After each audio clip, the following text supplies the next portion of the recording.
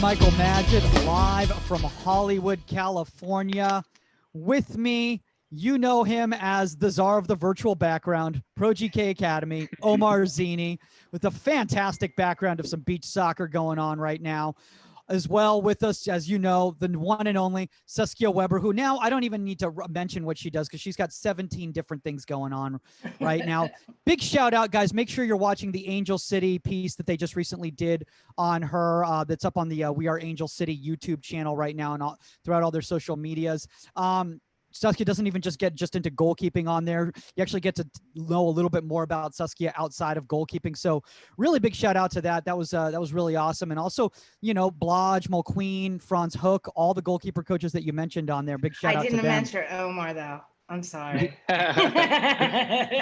It's okay. It's okay. I'm sorry. That's okay. Omar's got his legions of fans. Joining us in this cluster today is UCLA men's goalkeeper coach Juan Cervantes. Which Juan, I've been meaning to have you on for this topic for so long, and I'm glad I was like, oh my gosh, it totally clicked right now. Let's just make it happen. Let's get it going. For some of you guys who might not be familiar with Juan's background and everything like that, obviously U17 residency, UCLA, but also involved with the men's national beach soccer team, which a lot of people are like, is that a thing? And I go, yeah, that's a thing. So Juan, why don't you tell us a little bit about that? Because I think a lot of people might not know about it.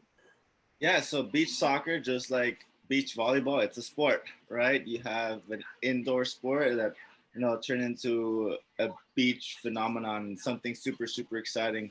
It's not just like soccer. Beach soccer has 3 periods of 12 minutes. And you have music blasting throughout the whole game. So now communication, tactics, substitutes on the fly has to be at the right time every time, or else you'll get caught getting countered, and that's not fun, especially when you have a good rushing team against you. Well, I was just going to say about music blasting, dude, it just sounds like it's a day at the beach for everybody. Like, this is like a national team game. It's a party, man. Like, that's awesome. There's like coolers out. It's great. It's a party. Yeah, I mean, I was fortunate enough to have Eddie Soto at UCLA at the time, and he knew that I was like not really trying to pursue a pro career, and I focused more on my academics. And then luckily enough, he was the head coach with Beach, and he wanted to see me in the sand. I gave it a shot. He liked what he saw, and you know, the good thing about me and a lot of people know that I'm really good with my feet. So I love to juggle. And I think that kind of helped me out in the long run. And even then, when I first started, it was very noticeable that I actually wasn't good with my feet, because beach soccer footwork is different from, you know, actual soccer footwork. Yeah. You know, that's actually a really good point that you bring that up. And as we get into today's topic in regards to the sand training, I think that's definitely one of the things that I want to address, is that a lot of people are using, you know, beach soccer and sand training and sort of things to help kids, you know, with those types of things, like touches on the balls and things like that. So, you know, why don't we just kind of delve into it right now? You know, since we got you here, you know, everyone's on a time crunch. Omar, you know, he's got to go eat a sandwich at 2:50. You know, so we have only so much time. Why did I have the day off? Oh, okay, you guys, we can, so we can go off. Then I'm kidding. He's got a flat tire. Saskia, there was also some car trouble yesterday, so maybe it's in the air or something like that. That is a weird thing. Juan, why don't you explain to some people out there who might not know what sand training is? Because I think there's a misconception that it's YouTube videos and Instagram videos of people flying through the ocean. Yeah, you know, when I see videos like that, it really irks me to see just people doing things for likes and subscriptions, and I get it, but like, dude, if you want to learn and grow, like, you should really dive into the depth of beach soccer, because beach soccer is not just, you know, for a phenomenon. It's a good thing, because in a game, you know, you see people just throwing bikes and you just have to be ready. But it also takes a whole nother level of seriousness for your training. Your hands need to be up a lot more. And there's something that I talk to my keepers about. We all know about the set, But in order for our guys to go ahead and get the best out of their set, they really need to load.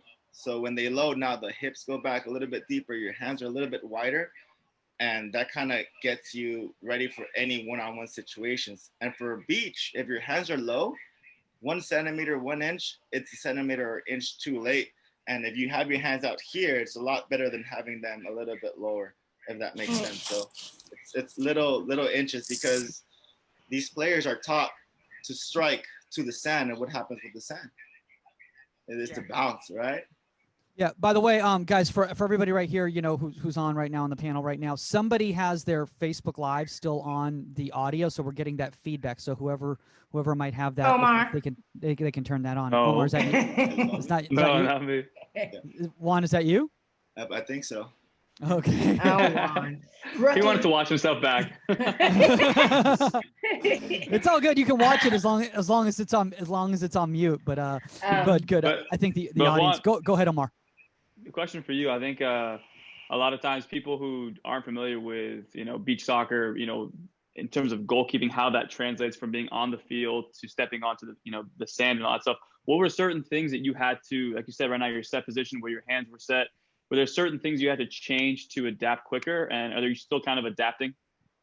You know what? I felt like coming back to the field from sand, my hands were at a better placement.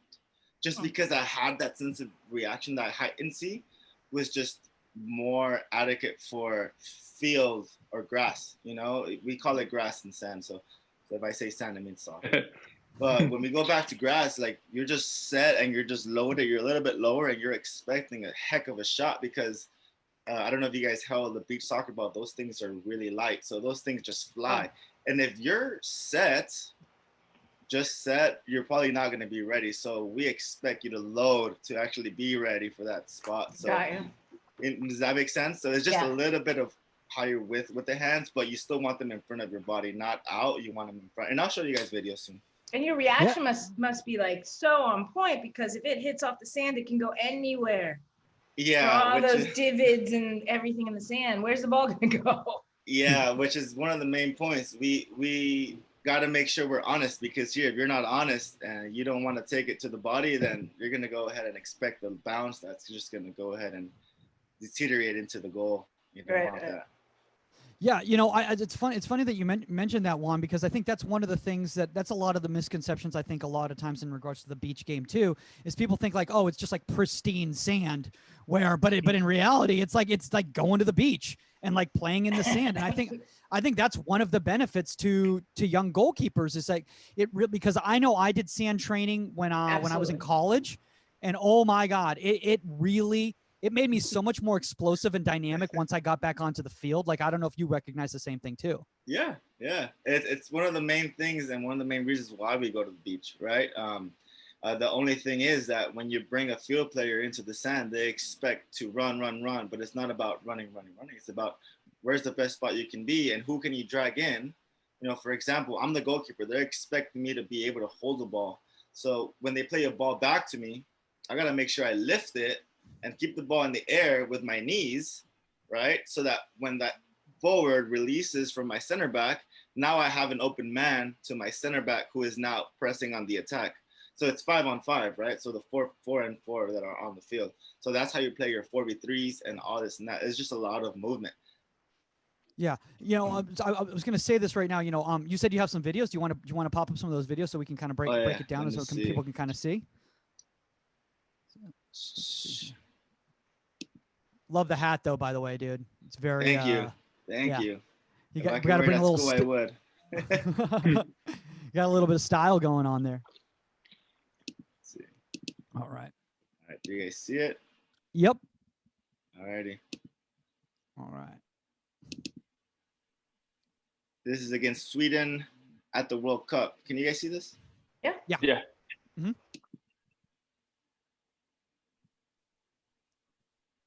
So this is the set I'm talking about. Where's the music? I wasn't there yet. I'm not there yet. Oh, so.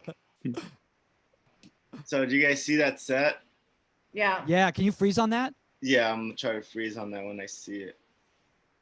Bang. So right when he shoots, I make sure I'm set and I'm not leaning, and I got to stay forward. And sure enough, the ball hits right on my left arm, right where it's supposed to go. And you also got to make sure you cover your angle, because if you don't, bang, hands go up, and I'm set there. I see. I would think for young goalkeepers, this would actually be extremely beneficial, because I don't know about you guys, but one of the biggest pet peeves I have is kids that just have a tendency to drag their arms low and down and behind them, you know, and any sort of type of activity like this that's forcing them to stay forward like this in a positive shape, I think is beneficial. And I think with sand, for sure, you'll see mistakes like that, you know? And here's another example. Same guy, almost same play, is just give the ball to this guy. And that's where I come out and I just take one. Boom. So I'm coming, hands go back to that same spot. Notice I'm covering my first post. He takes a firm strike and I just take one to the chest, but I am covering my far post, I think, pretty well, right from his angle. You know, sure enough, it hits the body, the chest, but my arms are still there. Body turns after the hit. So just a matter of staying honest. And at a World Cup, obviously, I'm not going to shy away from anything. As for any game, especially, because that kind of dictates who you are as a keeper. Yeah. Saskia, do you ever, or Omar, either one of you guys, do you guys ever incorporate any sand training into like the off-season training programs that you give your young goalkeepers? I do sand training when I do privates and stuff like that. I'll head out to the beach and everything. Will Rogers is a great beach to do sand training on. Just so you know, if you're looking. It's just wide, you know, deep sand. Anyway, and I trained in sand in college as well, and out of college. Like I did a lot of footwork training and a lot of footwork training with my personal trainer in sand. But I do think it's incredibly beneficial, but it's different. Like, don't get us wrong. Anybody watching, it's a totally different concept. If you're training as a grass goalkeeper, as a field goalkeeper in sand for that, as opposed to what Juan's talking about, training for beach soccer. It's two totally different things. So when I say I'm doing footwork, I'm doing the footwork to speed my footwork up for grass, not for beach soccer. Yeah. Yeah. No, that's a really good point. And Omar, I know that that's something that you've actually had issues with, not with beach soccer necessarily, but you've talked about it in regards to, because futsal's become very popular now. And now you get a lot of goalkeepers that come to you and they start doing futsal activities, you know, and it's not translating to the outfield game. Yeah, I think it's super important that, you know, I mean, I would say that us being on this podcast right now, we're all genuinely just very curious about the position, and whatever we do, we're very intentional about it. So for example, like if Juan is probably his first time, you know, playing beach soccer, or somebody who's not really familiar with beach soccer playing for the first time, that's super curious about the position, they're trying to figure out how they can be the best goalkeeper in those specific moments. So for me, for example, when it came to beach soccer, we used to play it a lot in my club. We'd go probably like 2 times a month, which is not a lot, but even though we do that, we'd have little scrimmages within the team. And like Juan said, like I felt there were certain times where I would set and my feet would be so stuck into the ground that I didn't feel light and I couldn't really get that push off.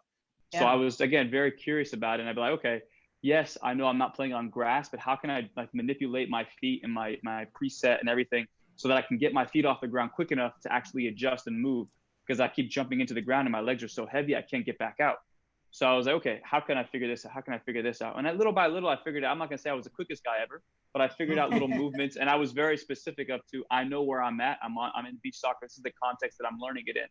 And then once I was able to, you know, as Juan says, go back to grass, my mindset took those same concepts of my feet need to be lighter so I can shift that I did in the sand, moving it to the grass now. And I reprogrammed that same exact lesson plan and what I was thinking about, so I can really, really utilize it and make my feet a little bit sharper, a little bit quicker on grass.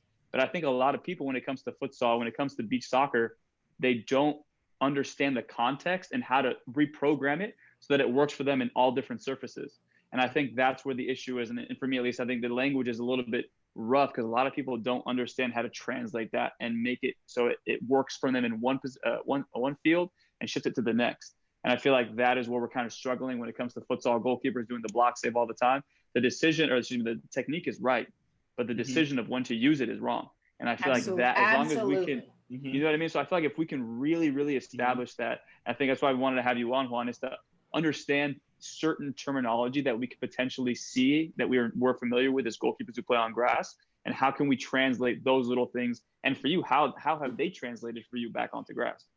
Yeah, no, I mean, with beach, we're trying to stay up as much as we can because, with the beach soccer players, these guys are pro futsalers. Like we mentioned, half of our team they're Brazilians, and the other half are Latinos or Mexican or whatever. That all they know is that all they come from is like playing futsal. So these guys know that methodology, tactic wise, how to move and how to do all that. But they can easily chip a ball over you, and if you're down, you got to make sure you're up. But staying on your feet is very, very important. Yeah, Juan, you brought up a really good point in regards to that, and again, I don't want to make this, a socio-political show or anything like that, but you mentioned the Brazilians and the Latino influence and everything like that, and the beach national team and everything like that. And I think that that's one thing that we've been missing in the United States is that creativity or that comfortability with the ball. And I think that the more and more we can get young players to do different types of activities, like Saskia is always such a big, proponent of cross training. Well, this is a form of cross training that isn't so far away from, if you want to keep playing soccer, cool, find different surfaces, find different types of versions of soccer that you can play so that your body doesn't just get accustomed to making the same movements over and over again. Like, it's like we're talking about like beach soccer right now. Lateral movement seems to be very difficult in beach soccer. Yeah, and I mean, I think it comes from where we are. In the United States, you don't see beach goals out there for you. The only place you'll see them is in Santa Monica and probably in Virginia Beach. That's where tournaments are held, either Virginia Beach or somewhere in Florida. But, going to Argentina, Paraguay, Brazil, where else have we been? Bahamas, Mexico, all those places have beach goals. All those players learn through beach and they transfer into soccer. So now they have different scapegoats. They can use foot volley where they just like chest and the ball goes up. You guys see that all the time now. It's very popular, you know what I mean? But here in the United States, people don't know about that. So by the time they facilitate into beach soccer, it's too late. In the United States, we focus the career of our student athletes into grass. And if things don't happen, then you have this and that. So by that time, it's too late. In the United States, our team right now, we're ranked like number 16, 17 in the nation, which is good for having businessmen, business owners. You have people that, are not doing soccer all day and day out. I'm coaching. Luckily, I touch a ball, but I'm not at the beach where I want to be, right? So it's like it's different because by the time we actually meet as a group, we have to get back at it and remember and get my heightened reaction back. Because the other day I hopped on with the boys, I was like, damn, I'm out of shape, So it's like not until you get back that you see like, oh, don't look this way. I'm not getting that goal. Yeah, I'm not getting that goal. Forget it. Yeah, that's a really good point that you brought up there in regards to like the volley and the chest and those types of skill sets and everything like that. Because I think, one of the benefits that I found when I was doing sand training, and by the way, the guy who was doing the sand training with me was not a goalkeeper coach. He was a field coach, and he was trying to get me more comfortable with movements and those sort of things. Yeah, my trainer was my personal trainer. Who does basketball. He was all footwork and speed and enhancement. So it wasn't a goalkeeper coach at all. Yeah. But because of that, he came from a non-traditional, so his thinking wasn't linear. And Omar, I don't know if you've experienced this too, but when you're sometimes working with somebody that is not a goalkeeper coach, their thinking isn't linear. So they're not limited by, well, this is traditional goalkeeping and this is what I'm supposed to do. So he allowed me, he basically allowed me to, when I came back to the field, is I was much more improvisational than I had been before. And I wasn't as much of a robot as I was before. And Omar, I know that's something that you've been kind of trying to train, get kids to stop doing drills and start being able to more improvise within the moment. And I think beach soccer is great for that. Absolutely. Like, I mean, that's what, again, the context is so important. I think Juan even said it right there. Like, it doesn't matter if it's the World Cup, it doesn't matter what it is, you're going to take one to the face. And the mindset of that, again, when you have a smaller goal, for example, your angle is most likely in that position. You're going to probably cover most of the goal by standing up. Absolutely. So I feel like that's what the intention of you stepping in there. And it could be a goalkeeper coach, it could be a regular coach, just mentioning the different perspective that gives you that little aha moment, the little light bulb that comes on of like, Juan, you know, the goal's a little bit smaller, so you don't have to really have your angles. I mean, they have to be right, but you don't have to cover as much. So once you get into that position, just make sure your legs and your arms are ready to shoot out just in case. So understanding that, and then understand the layer of like, you have to be brave, and then translating that to goalkeeping. Like Juan just said, you don't always have to, you know, use the techniques that are taught to you, but it's important that you at least have them in your toolbox so you can activate them whenever. So it's a side volley, whether he said juggling was probably not an activity or something you ever thought was going to be valuable for you. And then all of a sudden, damn, okay, now beach soccer, I have it in my toolbox because I'm just genuinely curious about goalkeeping, genuinely curious about the position, that it's going to help me out here. And I feel like that side from the angles of the video that you showed us, Juan, if I was to play beach soccer, at least for me, I'm learning how to be braver, and my angles will be, you know, right. But I'm learning how to be braver. So like Mike, you just said, you can kind of improvise in those situations of it's a 1v1. I might just take one to the face here, or like when we saw with Peter Schmeichel doing the star jump or doing whatever, just to be brave. And he learned that playing, you know, handball in Denmark. You know what I mean? So different sports, different things activate different things in your head. I think that creativity allows you to be more improvisational. Yeah. You know, it comes to like, that's what we're talking about with cross training. You know, it's bringing like Schmeichel with a handball, with anything. It's taking a little bit from everything and creating your own goalkeeping style in a sense, you know, like it's a gray area. And so, like I said, I used to train with the Rutgers women's basketball team. I used to train with the track coach, like anything. I mean, swimming doesn't really help me, but you know, just like, but you just bring it's good for you. It's good for you. It's great for you. You bring a little bit in from all different areas, and I can see beach soccer, but I think it's important to realize what works specifically in that moment. In the clip you showed, as if we would translate that situation onto the field, you'd handle that differently. You have to. You can't load that much in that situation. You'd probably get closer going to a K-save, or maybe if you took a long touch, go down for a 50-50. But in beach soccer, I'm assuming because the ball slows down so fast, like you can't, it's kind of, I'm assuming, I don't play beach soccer. So it's kind of harder to judge, like, am I coming for that? Because all of a sudden the ball, he takes a long touch and the ball stops in a sense. So that's got to be kind of weird to judge. I really want to play beach soccer right now, though. I'm not gonna lie. Like, right now, just right now here in this room right now. Playing. I want music playing. I want the drinks flowing. We got some empanadas going too and everything like that. Can we do that skipping drill I always see on YouTube? Oh, the one in the water, the deflection one in the shallow water. That's never done that. That's my favorite. I'm like, what is this? And the guy's like flying and skipping off the water. So let's talk about that one. Let's actually get into the actual exercises. So why don't you do you have any videos maybe that can show some skill sets, you know, that you do in beach soccer, you know, things that you can work on with your goalkeepers if you take them to the beach and you take them to the sand? Yeah. I'm trying to see if I have any. I had some, and I think I deleted them a while ago because I was trying to clear out this laptop. But you sound like I don't think I have some. But yeah, no, when you're working, you really want high intensity. I like to put hurdles just to make sure that their knees go a little bit higher than normal, just so they're moving, especially because sand, your feet do dig into the sand, and I really want them to push off that standing leg just to get that nice depth high and up. But you want 4 to 5 reps max, and just to get their heart rate going. But you want to really emphasize handling. You want to get those hands in. After the hands, you really want to focus on their set, and you want to drill balls onto the sand from a distance as if it was a volley, and they got to really make that safe. Boom. You get 2 sticks about a little bit more than arm's length apart, and that's their body, or that's their bubble, right? And you got to make sure they cover and make sure the body goes forward, because you really don't want them going back.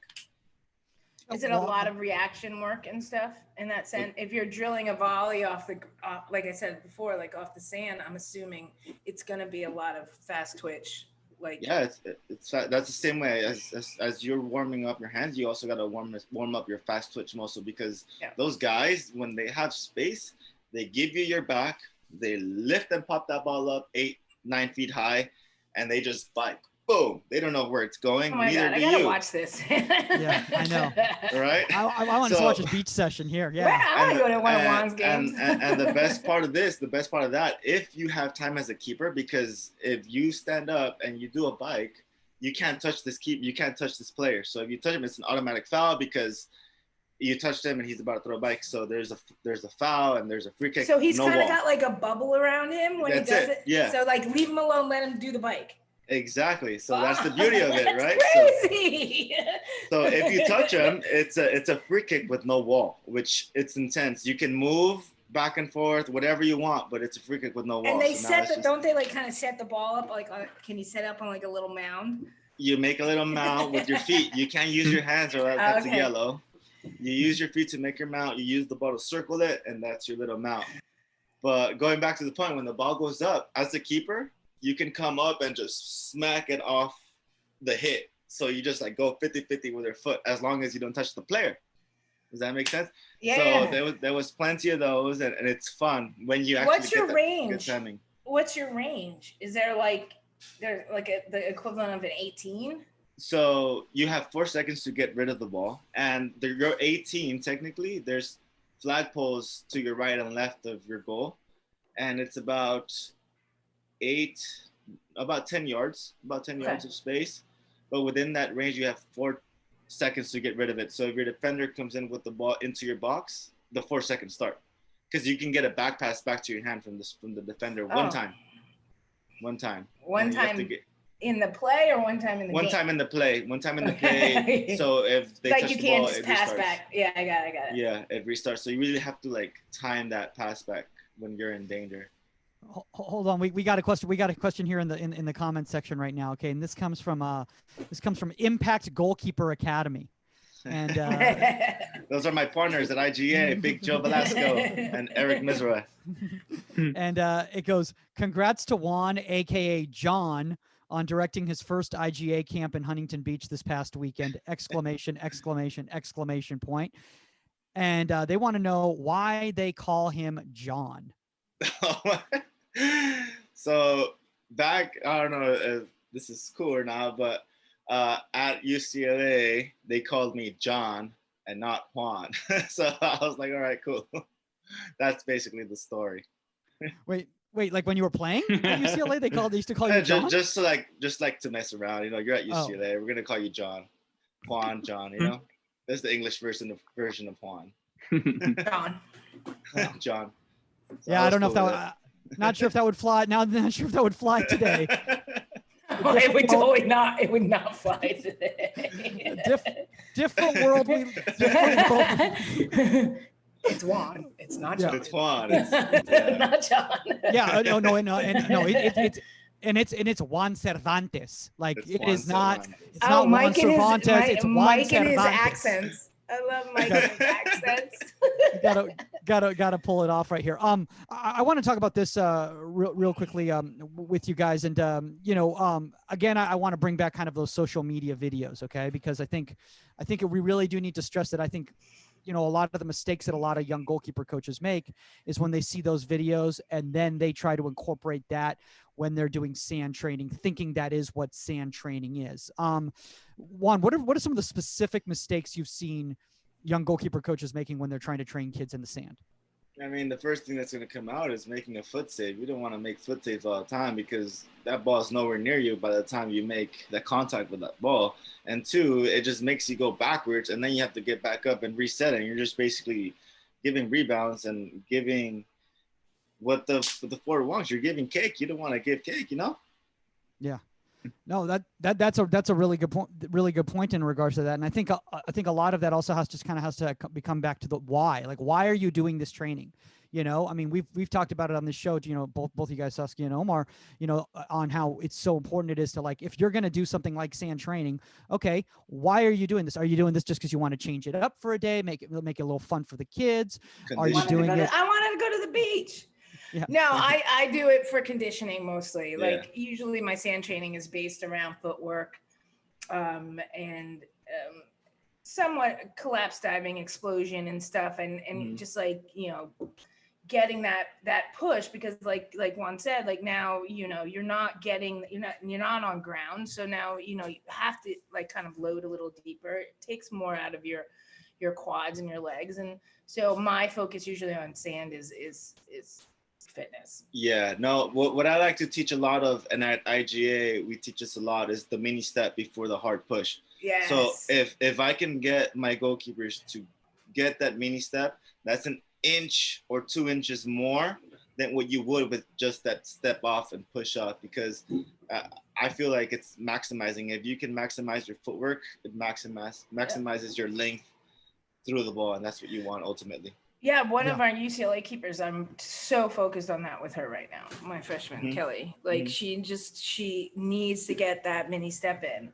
on, and to get to load and get some, just that little bit and that little bit more power. And it'll make such the difference on some balls that she's just not getting to, or getting to and not handling. Like she's just getting to them. And I know that if she gets that mini step in, and I didn't even think about putting her in sand to do that. Oh, look at that. See the whole reason we did this show today is to convince Saskia to do that. Omar, I actually want to talk to, it's actually really good that you brought that up. Tomorrow, like Juan's going to see me backing up a truck onto the field and dumping a bunch of sand. Actually, I think there is sand on the other field, because we're moving field tomorrow. That's what I wanted to bring up, though, because like Omar is not by the beach. He's in lovely Arcadia, California. Not a lot of beaches there. But what I've done, and I don't know if you've done this, Omar, is, you know, is you find sand pits, you know, either a volleyball pit or a track pit or anything like that, and work with the kids there. Have you ever done that? I haven't. No, I don't really. I don't know. I'm very, unfortunately, one-dimensional. Sometimes with my training is just very like on the field, and again, I don't get a lot of my kids very often. I get them maybe once a week. So if I were to say, hey, to this week you're paying me to go train on the sand, I don't know if their parents could resonate with that, like understand that. But if I did, I'm pretty sure, like, again, like, hold on, Omar. But intentional about what it is. But I want to say this right now, Omar. I was like, I think you should give yourself a little bit more more benefit of the doubt there, because the thing is that, you know, you're a very good coach, you know, as we always speak about, you know, and if you know the why and why you're doing it, I do sand training with my kids. I've done it before too. And one of the benefits I've seen for sand training a lot of times, and I don't know if anybody else can talk about this, is their load. Their load has increased dramatically in regards to, because the sand is so thick that once they get back on the field, their push-off is so much more effortless and smooth, because their body is so used to having to try to generate so much energy in order to push off and get out. I've seen it, you know, with flighted balls. I've seen them be able to push off on crosses better, because they have to start out in the sand, kind of like volleyball players, you know, when they have to come up to go spike a ball. Ridiculous. It's ridiculous. When they get on the regular ground. You know, ridiculous. They're vertical. So what we're saying is, Omar, is the next Pro GK Academy video has to take place in the sand. All sand. All sand. No, I definitely. We have the entire Pacific coast. No. Take a drive west. I don't know where Arcadia is. Take a drive west. That's fair. We have a question here. Yeah, I definitely have a try. Go ahead, Mike. I was going to say that to Juan right here. This comes from Brian Catalano up in Cal North, and he goes, Juan keeps talking about leg drive and power step and explosion. Why does he only ever show his bench press days on Instagram then? Hey, I'm retired now. So now I can work on my benching. Something I've been kind of putting off to the side for a while. But I think that Brian actually, despite the fact that he was trying to troll you right there, does bring up a really good point in regards to, when we talk about sand training, we don't necessarily have to even be soccer specific. You know, Saskia was bringing up performance work, you know, speed work, you know, quick first step, you know, pushing off and stuff like that. You know, and when it comes to things like bench press or whatever, like doing push-ups in the sand and having to jump out and do all that plyometric work and stuff is so beneficial. I want to see Mike do push-ups. And that's CrossFit for you right there too. And those CrossFitters are the fittest in the world, I think. Those guys go through water, through sand, through running. I hate running, but you know, those guys are ultimately great at benching too, you know? So do I, Juan. So do I. No, I mean, I think that is something that I think, because we need to bring that up too, because I think there's a lot of people out there who are going to be like, well, if I'm not with a goalkeeper coach, you know, or, you know, if I just want to do performance stuff. Yeah, I think just one of the things that I think I want to bring up, and Saskia, I know you're so huge on this.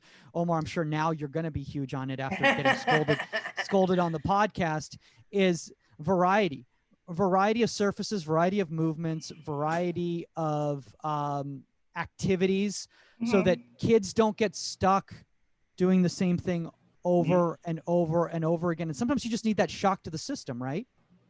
Yeah.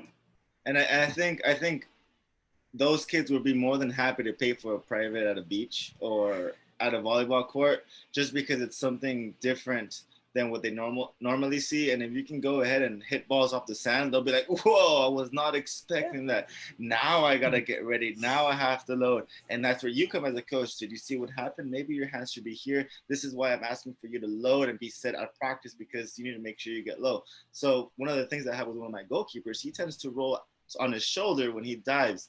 I don't want that.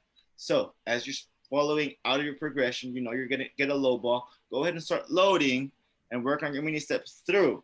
Does that make sense? So now, not only is he falling and like doing that fast switch and bringing back, now he's collecting and going right here. Nice and Juan, do you have a tape in your collection right there that shows that how that mini step in the beach, so that everyone can kind of see that? Do you have a clip of that? Because I would love to see how that translates there. Let's see. I'll check again. I mean, Omar, I've taken my kids to the beach, and granted, you know, most of them are in the Palisades in Santa Monica and stuff. But I've taken, so they're already there. But then they ask, then they're like, hey, can we train at the beach? Like they ask, you know, and you know, they get their butt kicked out there, but they like the variety sometimes. And, you know, and like even Jamie, like I've had her in the sand pit up by where we train. There's a beach volleyball pit at that field, and I've had her in that doing footwork. So I do not have one. Oh, no worries, man. That's a question actually, Juan, I have for you is when you do this type of training, barefoot or with socks, boots, what's the best? Hot. Yeah, so when we were in the World Cup qualifiers, the CONCACAF in Puerto Vallarta, Mexico, it was the hottest it's ever been there for a long time. And we just warming up, we were getting blisters between our toes, like bubble blisters, like water blisters. And it hurts so bad. So rules are, you can only tape from your toes down to your heel, and your toes must be showing. So it would suck to kind of play in these sands, because as you're playing as a keeper, I'm just standing there. They're at least moving, but I have to make sure I dig my toes into the sand so I can get into the cooler sand. But I can't be there for too long because it's super narrow and there's a lot of things always happening. So I can't be there for too long. But yeah, you have to make sure your toes and your heel is showing for beach. But you know what? But that's good for young goalkeepers to do anyway. So that's what we need to do. Omar, take your kids into a sand pit on a hot day in Arcadia and just force them to stand in there. They're going to get up and get blisters. They're going to get up to their heels real quick. Dusty, you said they'll be light on their feet. Yeah. Quick feet. This whole time when I was watching your highlights, I just thought you were really dynamic. Your feet were just on fire. My feet were just burning, man. That's why I was moving. No, I mean, when I do it out at the beach here, if it's a hot day, then, you know, the kids will wear their socks or something like that. They know. But but that's it gets hot. I can't imagine that. Are you allowed to throw buckets, like throw buckets of water or something like that on the ground? In Mexico, you're allowed to spray the sand in between periods. So that was like the cool part, but that water soon turns hot. So like it really hurts anyways. At that degree of heat, it just like doesn't matter. So you can tape around your foot, like basically from the end of the toes, like the balls of your feet to your heel. Yeah, like from right here all the way down. but your heel needs to be showing. Okay. By the way, guys, I just want to let you guys all know right here. Omar is extremely connected into this right now. He's just having some Wi-Fi issues. So if it just sounds like he's You guys are very laughing at the delayed. wrong times, he's very delayed. It's I like just he's thought watching he was subtitles. irritated.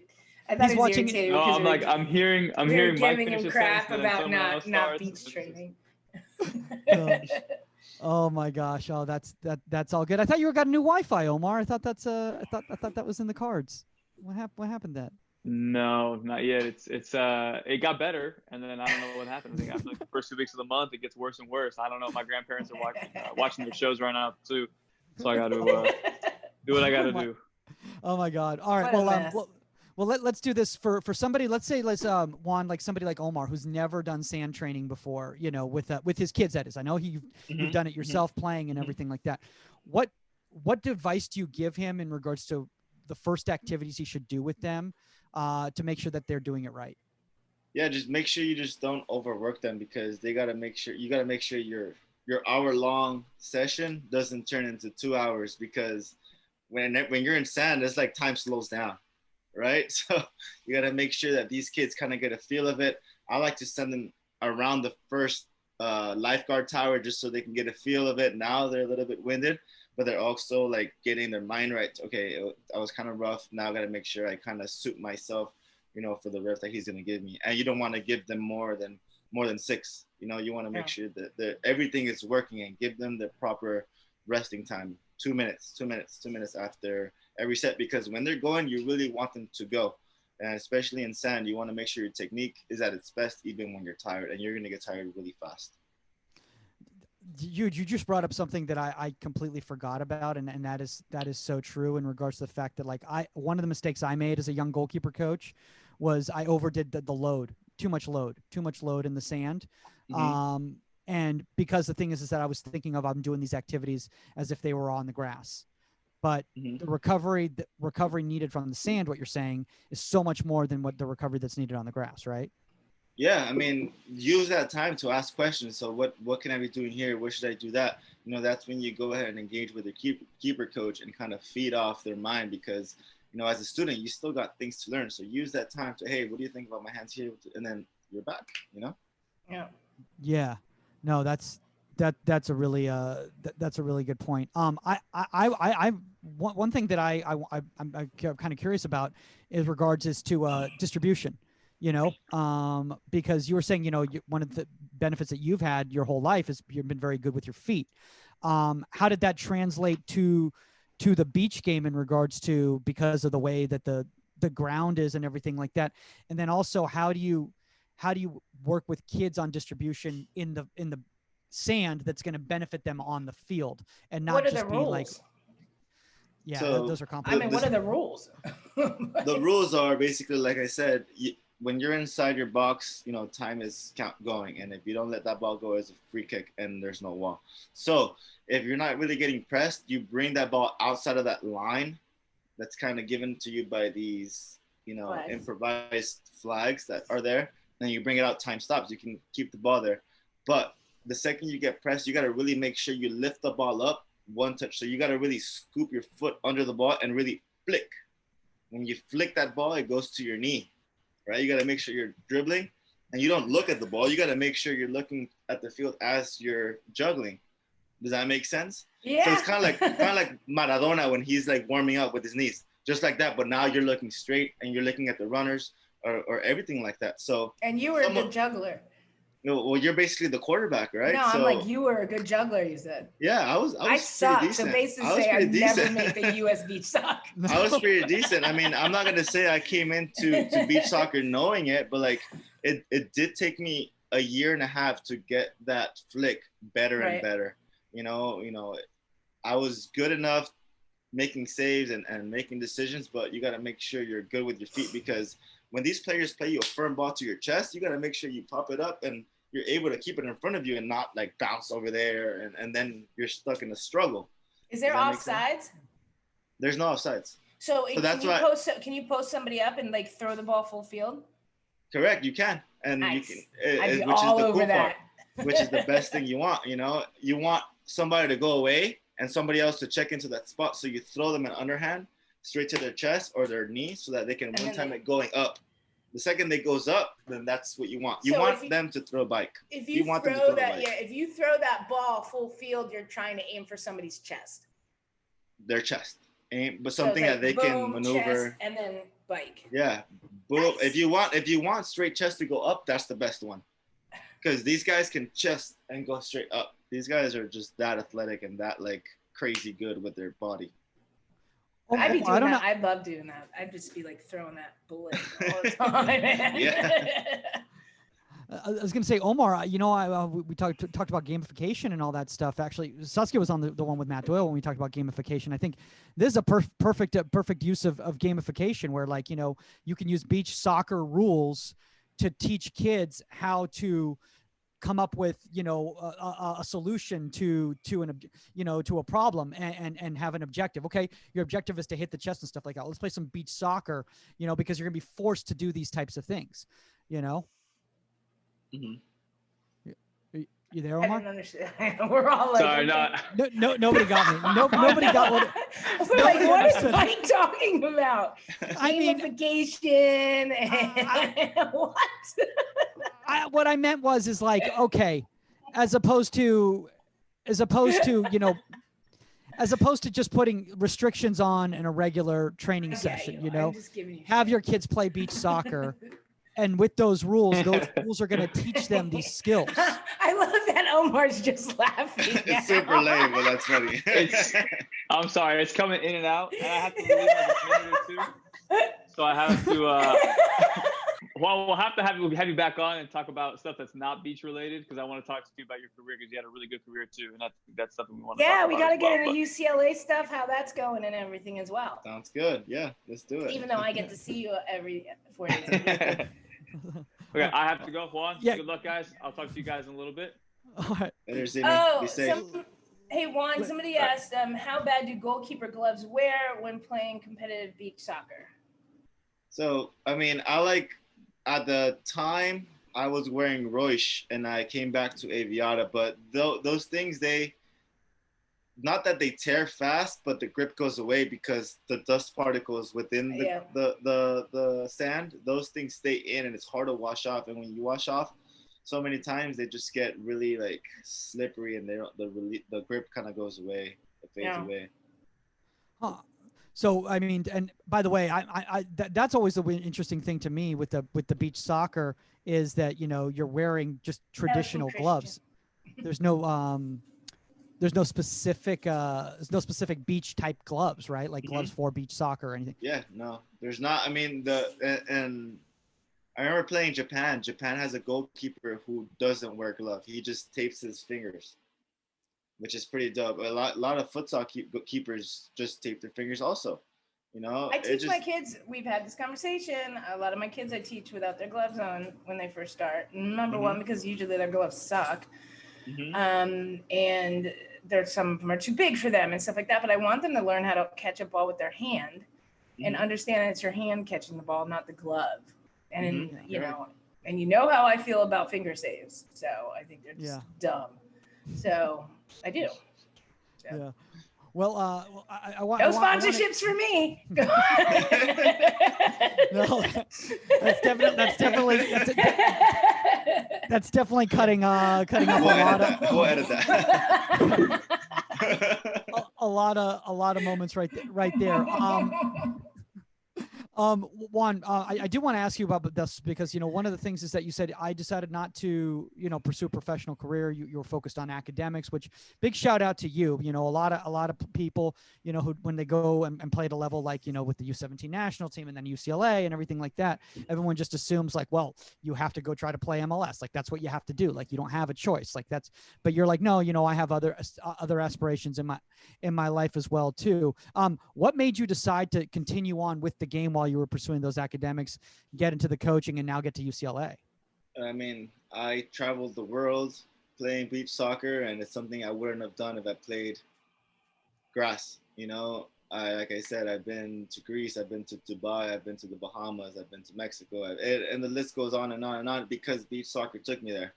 I think I was able to experience different culture, which is the beauty of, you know, soccer. It takes you out of what you're used to, and you appreciate these things that other people, other cultures have, and they kind of, hey, maybe I shouldn't judge, or, you know, it's something that we kind of need to learn still, I think, as the human race, you know.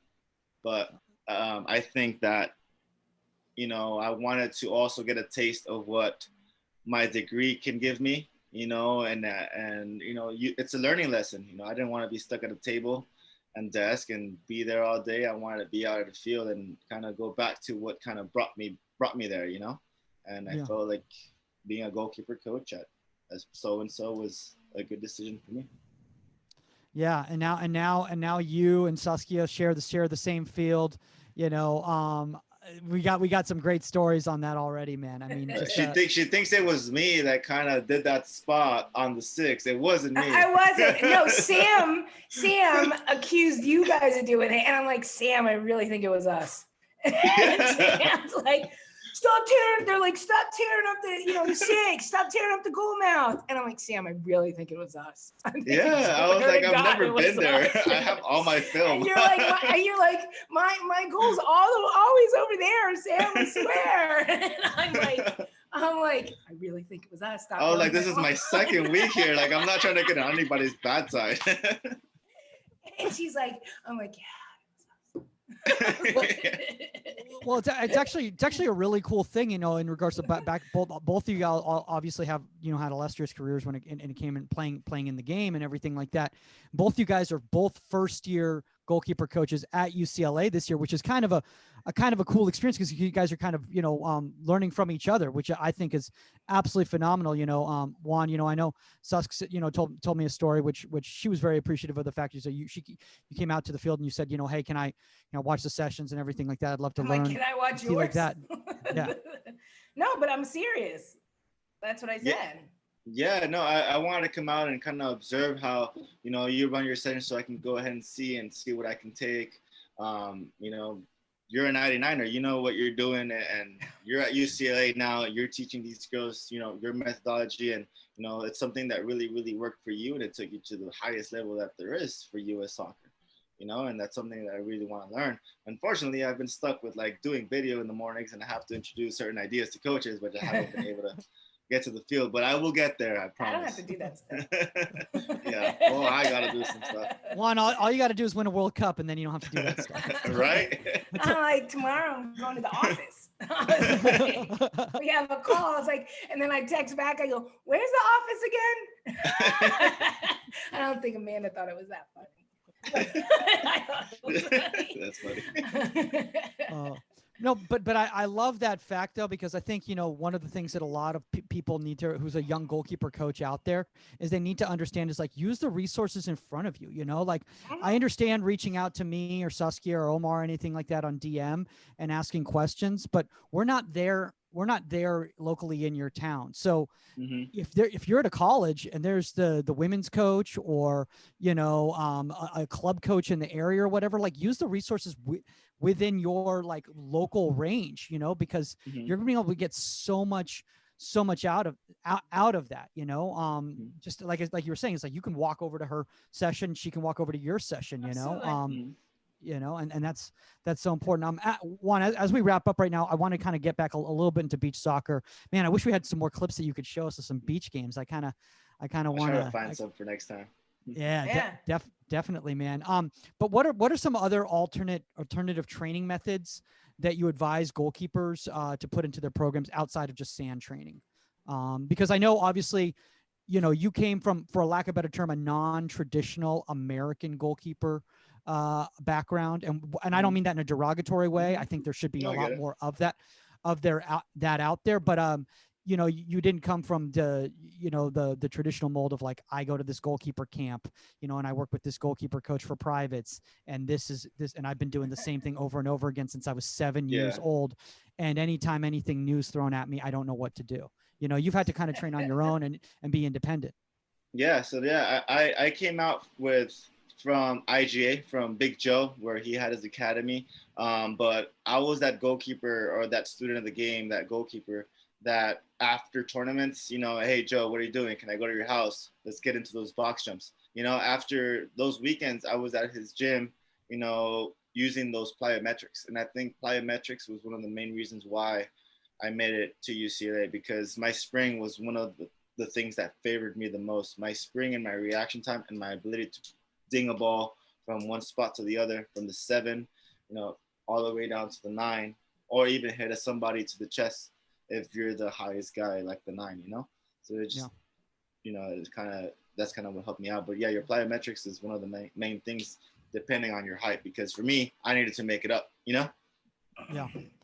No, I think you brought up I was huge on plyometrics. I'm a little guy, and I had to be. I got my vert to the point where I was able to dunk a small ball over the hoop at my peak. And honestly, I don't think I could have played at the level that I did if I hadn't been able to do all that work. And and I really thank all my sports performance coaches when I was in high school, because I didn't really know a lot about goalkeeping. I was more of a basketball player, and then the sports performance guys, I would learn, I was able to take all of that, translate over to the soccer field. And then once I actually got to college and actually had a real goalkeeper coach, kind of for the first time, which I don't think a lot of kids out there get that. I'm not like I'm that old, or anything like that, but it wasn't that.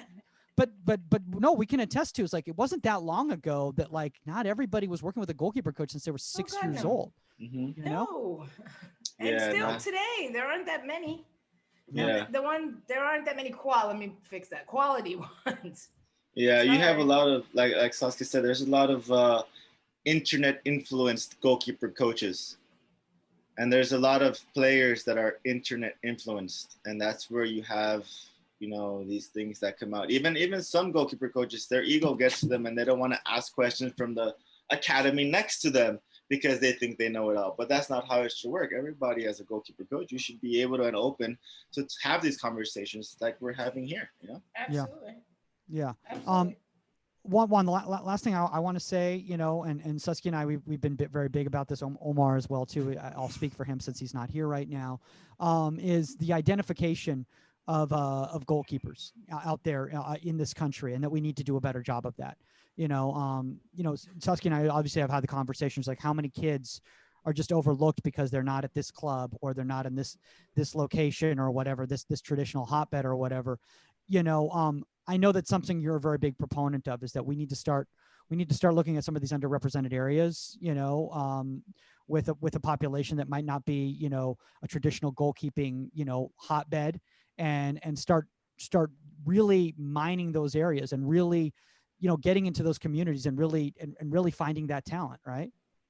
Yeah, I mean, I think you'll find some of the best athletes in the inner cities, because those kids understand what it is to not have anything, and they want to get a taste of what it's like to be at a UCLA, to travel the world, to have new cleats when I want them, to have new gloves when I want them. When I went to UCLA, I was like, man, this is a whole new city. I get 15 pairs of gloves. I get 3 pairs of cleats. I get this gear. Wow, I'm going to bust just to stay here, whether it's that's through my academics, through my performance, through the person that I am. But I also got to remember where I'm coming from, because now I don't want to be this big head, right? And just like walk around campus like that. So, I mean, those kids there, and it's hard to find because they're influenced by other things around them. And I see that all the time. And, I tell people I want to go to these schools and just talk, just so I can be an influencer. Absolutely. Just for a little bit. If I can spark someone's interest, hey, or have someone ask me a question, I can have that one-on-one, and hey, maybe that's the difference. But, that's what I think. I think more people, more eyes should be out in the inner cities, because those are the ones that need resources. Yeah, I think one of the good things is U.S. Soccer Foundation is committed to build 300 something amount of futsal courses in inner cities on the blacktops at schools. So instead of it just being a basketball court and a tetherball or whatever, we opened one up right in downtown LA with LAFC. That's awesome. It's gorgeous. And now the kids go out, and when they're on break and when there's a futsal course there. And that just help promote these athletes and these players, giving them those resources to and we have to look at them. We have to go and spend time and recruit and look and see what's out there, because, it can't just be in the Palisades, Yeah. No, I'm sure one day, we'll find a gem and it's going to be shining real bright and we're going to be glad we went. Yeah, absolutely. Completely. I think, as we wrap up right now, I think, one thing that needs to be a little bit more of a focus as well too, is that there's all these unregistered leagues out there, and there's a lot of great talent in these unregistered leagues that, that aren't playing in Coast or SCDSL or ECNL or DA or whatever. And you need to go out and you need to find that talent. And the only reason they're playing there and not playing in the DA or ECNL or whatever is because no one's given the, and the resources really is the resources. Like, they can't get to the field there. Exactly. They can't exactly. They can't, even if you have scholarships, like let's say the LA Bulls out in Palisades, like even if you have scholarships and you have a player from downtown, from the inner city or from downtown, how's it going to get there? How's she going to get there? How's she going to get to practice in the evening and during rush hour and be there? How's that going to happen? 5 buses later, or like somebody has to drive them or something. It's just not going to happen. So, there are lots of hurdles. Period. Yeah. And obviously that's a longer conversation, and we could talk about it for a heck of a long time. Juan, before we go right now, if anybody out there, they want to reach out to you, they want to know either more about beach soccer, maybe they're interested in getting involved in the team in some capacity, or they're more interested just in learning goalkeeping from you, or doing some private sessions from you or whatever. Where's the best place for people to reach out to you? Yeah, on Instagram at GKC_Juancho. Juancho. All right. I need a fun it. name. I love it. And by the way, Saskia Weber's her social media is blowing up. You're gaining people left and right. Maybe it's all the celebrities that are giving you shouts outs. The Taryn Manning shout out yesterday? That was sweet. Yeah. You're like, is that the real Taryn Manning? I'm like, yeah. I think some Taryn Manning bot just followed Goalkeeper podcast. I'm like, wait, what? She's a good friend. Oh my gosh. Remember, guys, you can reach out to Saskia Weber at Saskia_Weber on all social media platforms. Contact at Inside the 18. That's the number 18media.com. If you have a guest suggestion or topic suggestion, at Goalkeeper Podcast on all social media platforms. If you guys are in the Gardena area tonight, I will be performing on stage for the first time since March 12th. Woo! Not a Zoom show, actually in person. It's a good thing, apparently, after last night. Oh my gosh. Yeah. We'll talk about that. So yeah, we had a Zoom. Juan, we had a Zoom bomb last night. What is that? He did not. They had a bomb show last night. Yeah. They had I see. Yeah. I think it's okay. You'll recover tonight. Oh my God, it was terrifying. Because all sorts of inappropriate content comes through, and it's. Hey, but tonight you bounce back. There you go, yeah, Gardena. Exactly. Look out. Gardena, look out, guys. Or the Zoom show every Tuesday at 8:30 on Comedy in English. All right, guys, that's all the time on Inside the 18, and we are out. Later, guys. Bye, guys.